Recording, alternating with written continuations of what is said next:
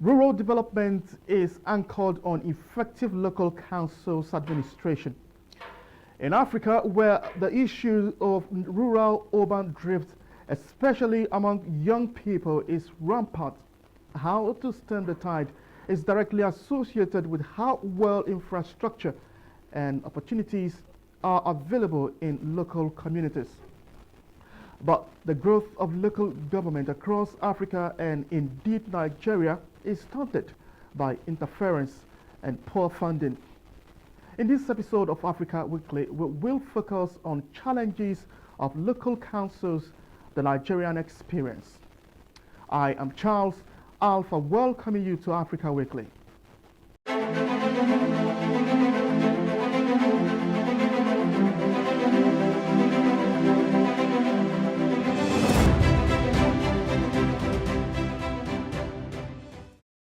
Now, several attempts have been made in the past to inject new dynamics into the administration of local government in Nigeria to make it more effective and deliver on its mandate.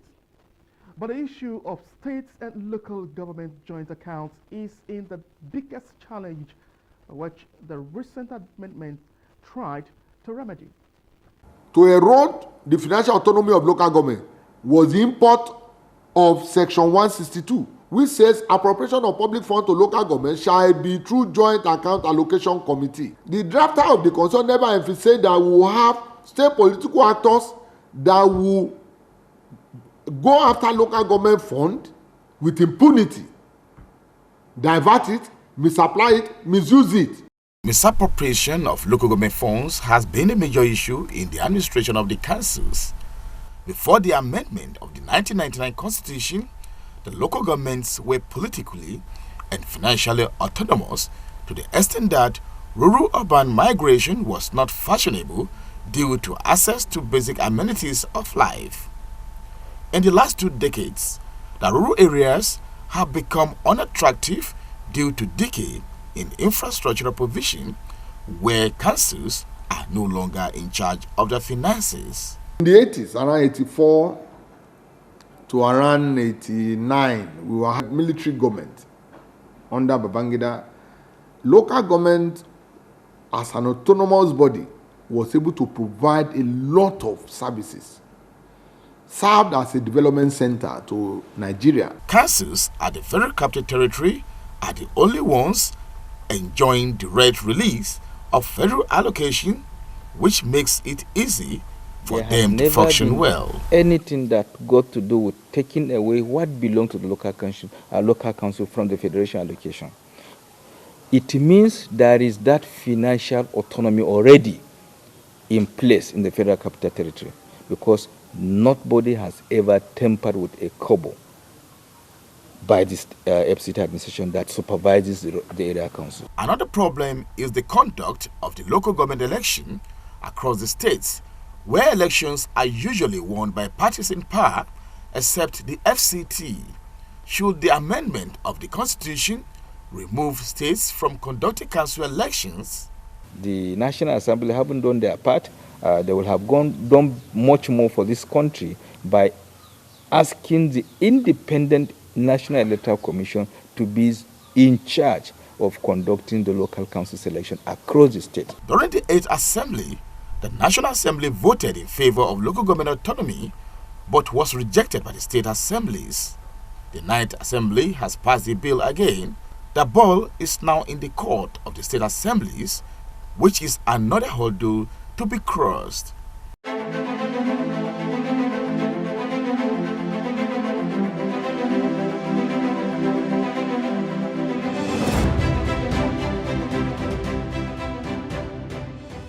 Joining me live now in the studio to discuss the recent amendment of the local government autonomy is the Director General, National Councillors Forum of Nigeria, Sani Haruna Adams.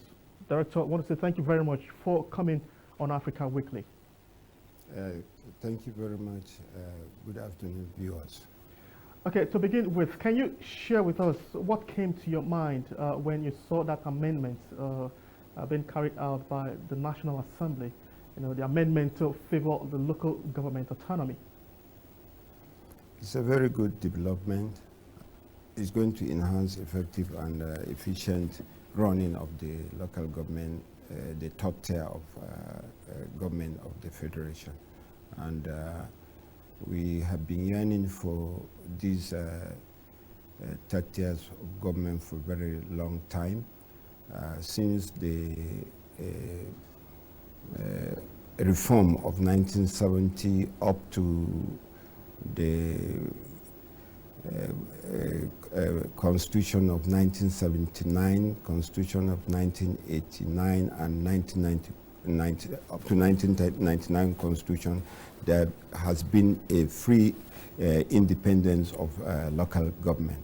But what is obtained in 1999 Constitution, it comes with the issue of this joint account, and also the issue of the joint account really is the local government has not been able to get their funding directly from the federal statutory allocation. So it has been affecting the local government arms of the government, and so we feel that if the bill is passed, there is going to be really efficient and effective service to the rural people, because the local government is the third tier of government, has been very close to the rural people, and the masses and the rural people are the majority in the nation. So I feel if the bill is passed, there is going to be improve in provisions of social amenities, and that will stop people from moving from rural to urban city, and it's also going to check the issue of this crime and other vices. Especially now we are facing a lot of security challenges in the country. Okay. And okay. Right now, I was actually going to ask you some of this question. I mean, how crucial the local government autonomy bill when passed. How will it improve the local government's quest for development? But you talk about the problem of passing this bill right from the time of the reforms way back. Then now that the first hurdle has been crossed, what are you expecting from the various state houses of assemblies? Because I know there was a time their input was supposed to lead the way to the passage of this bill. But now that this hurdle has been crossed, what are you expecting the House of Assemblies in the states? National Councillors Forum of Nigeria, we are calling for the State Assembly and the governors and even the Algons to liaise with the councillors, so that we see how we can lobby for the actualization of or rectification of the bill. Because the chairman of the forum, Right Honorable Yusuf Aliyu, has been propelling the rectification of this bill, and so we are calling on all the State Assembly members, the governors, to liaise with our members at all levels for the actualization of the rectification of the bill. Thank you so much. All right, thank you very much for coming on Africa Weekly. Thank you so much. All right. Africa Weekly continues with tidbits segments. Please just stay with us.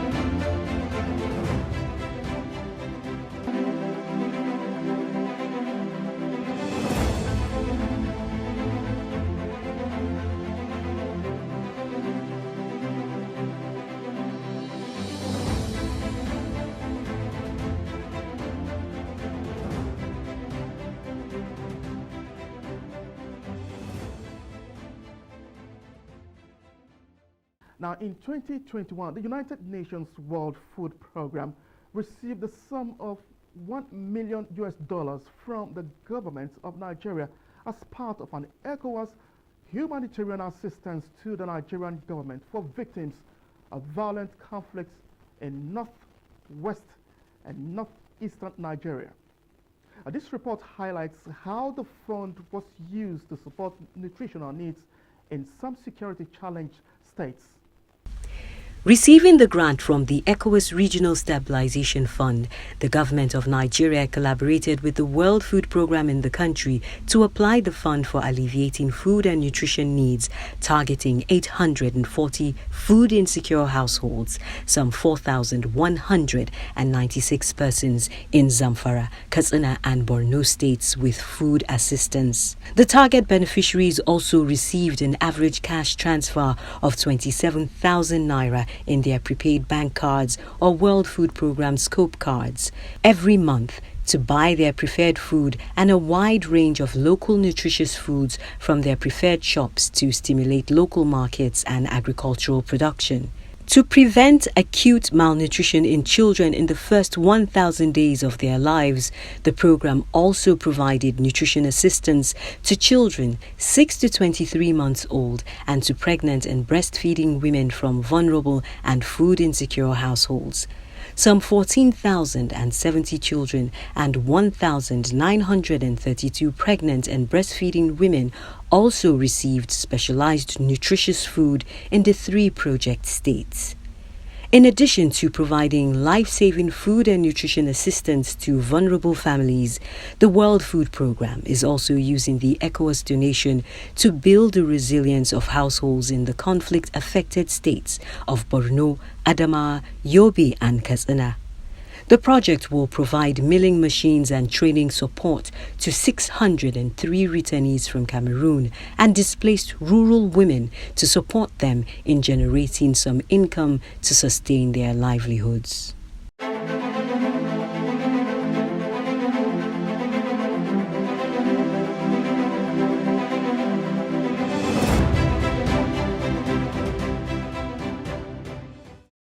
In less than 10 years, Rwanda has established itself as an African destination for conferences, sports tournaments, and other concerts, playing on its own image of African Singapore to boost its economy. In 2019, Kigali was ranked second African city in number of events hosted, behind Cape Town and ahead Marrakech and Nairobi. According to the International Association of Conferences and Conventions. How did Rwanda get to this point? If you look at what we've done in terms of security, in terms of cleanliness, in terms of investment in infrastructure, really when someone comes from the airport, they can get a cab, they can go to a hotel of their choice. There are different budget aspects from 5-star all the way down. There's different venue options for them to host their event. If you have an event of 20, 15 people to over 4,000 people, we've done it in Rwanda. So I think if you were to look at what the events industry contributed to tourism, it was about 13% of what they were contributing, and overall 22% to the overall economy, national economy. So really, if you see what tourism has been able to do over the last few years, and then the small part that our what we call MICE industry plays, it's really it plays a major role in it. Because the more teams we bring, the more income comes into the country, and the more we are able to get more money to invest into the sports as well.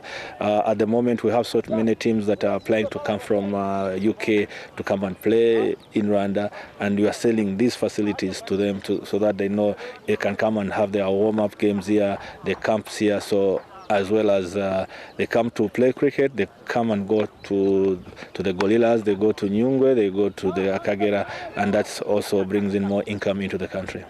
In terms of design and view, I don't think you're going to find a much better stadium in the world. I mean, look at it. It's absolutely amazing and stunning to play on this ground. In terms of the facility itself, there is more developed facilities in the more established countries like the full member nations, South Africa, Australia, India, Pakistan, New Zealand. So for Africa, in terms of African standard, I think it's right up there.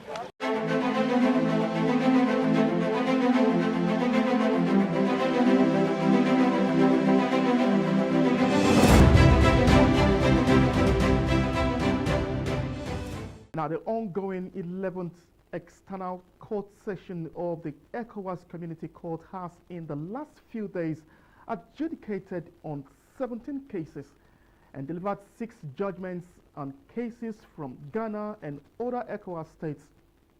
This report takes a look at the jurisdiction of the Community Courts of Justice. The ECOWAS Community Court of Justice is the principal legal body of both the ECOWAS as an institution and the community as a people. At inception, the court has jurisdiction on the interpretation and application of treaty, protocols, and conventions of the sub-regional body. The court is also saddled with the sole responsibility of settling disputes that may arise between member states and the institutions established by the ECOWAS community. 2005, an amendment to the initial protocol of the court expanded its mandate from 2 to 4. At the moment, the court acts as a community court, an administrative tribunal for ECOWAS community officials, a human rights court, and an arbitration tribunal. All this the court adjudicates on in its administrative and contentious jurisdictions. The jurisdiction of the ECOWAS Court of Justice originally fashioned the court out as an engine for integration, as Article 9 of the 1991 ECOWAS Protocol, which established the court, charged the court to, and I quote, ensure the observance of law and the principles of equity in the interpretation and application of the provisions of the treaty. In this regard, the court was required to adjudicate disputes relating to the integration project contained in the ECOWAS Treaty, reduce trade barriers, harmonize national economic and financial policies, and build a common market and monetary union. We deem it unacceptable for some member states to essentially decide as to which ruling or decision of the court they would comply with and enforce. It is important for me to state clearly that the judgments and rulings of the Community Court of Justice, just like all courts, ought to be obeyed and complied with, not only for its dignity and sustained authority of the court, but to ensure that public confidence in the judicial and justice system does not crumble, and that ECOWAS, as a sub-regional group, is taken seriously and commands respect from the international community, as well as to promote and ensure investor confidence within ECOWAS. The ECOWAS Court of Justice is not an appellate court over the national courts of member states, as already said by the Chief Justice. Although we exercise concurrent jurisdiction with the national courts in respect of human rights, we only entertain complaints of human rights violations that pertain to the international and community obligations of member states under the international human rights instruments that have been signed by those member states. During its 11th external court section in Ghana, the court will adjudicate on 60 cases as well as delivering judgments on 25 cases.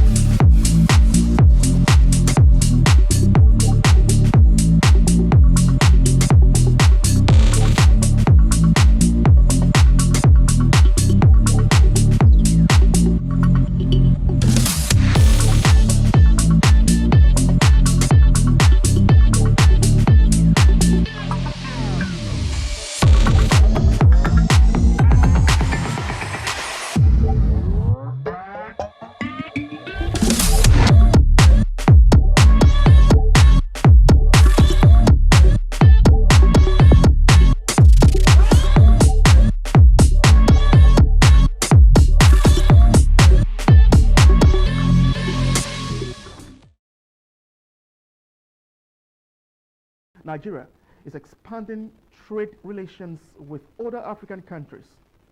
To facilitate this, the Export Promotion Council is launching trade houses in continent, the latest being in Cairo, Egypt, cementing the quest for Nigeria to become a major exporter of non-oil commodities. Trade exchange between Egypt and Nigeria continues to witness remarkable growth, as trade figures in the first quarter of 2021, according to the Bureau of Statistics, grew to 11.7 trillion naira, while export trade is put at 5.7 trillion naira, with import trade pegged at 5.9 trillion naira. To sustain the gains of the trade volume between the two countries, the Nigerian Export Promotion Council established Nigerian Street House in the Samad industrial area in Cairo, where commodities such as sesame seeds, ginger and groundnut will be processed and distributed to countries in the North African region and beyond. The executive director of the Nigerian Export Promotion Council, Dr. Ezra Yakusak, explains that the initiative is targeted at increasing Nigerians' foreign exchange earnings and creating jobs while serving as a major source of income for exporters. Once the goods are here and they are in good shape and they are up to the standard required internationally, people come in here from Egypt and neighboring countries and pick up those goods and pay, of course, money will be repatriated back to Nigeria. The Egyptian community is promising better times for the Nigerian exporters, especially in the areas of processing and packaging. This is the after product of sesame.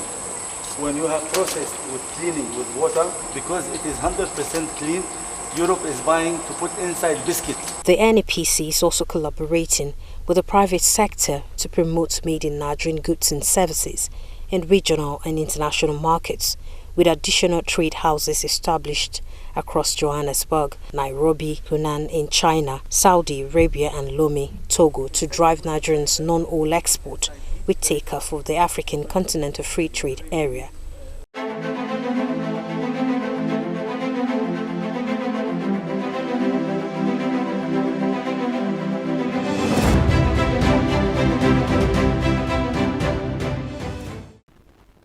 And that's our package this week on Africa Weekly. Many thanks for being part of it. I am Charles Alpha.